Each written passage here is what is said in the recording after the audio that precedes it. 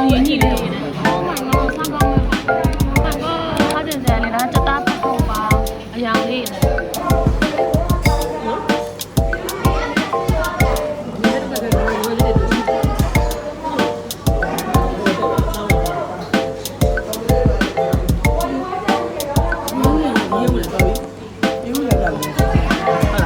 မမေးရမရဘူးထုံရတယ်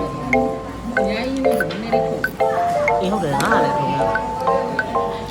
မလေးကရမ်းကောင်းတယ်ဒ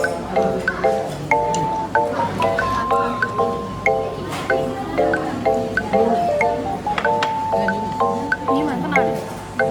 အမေကငါပဲမှမပြောတယ်အမေမှသားမအောင်လို့ဟုတ်လို့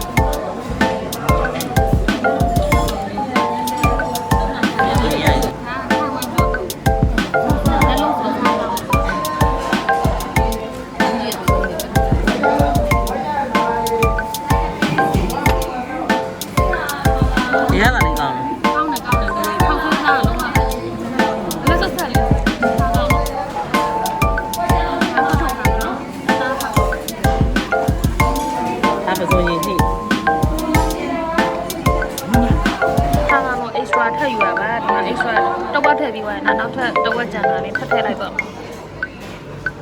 ခောက်ဆွဲသားရဲစားကောင်းတယ်နော်တော့ comment ပေးပါရဲ့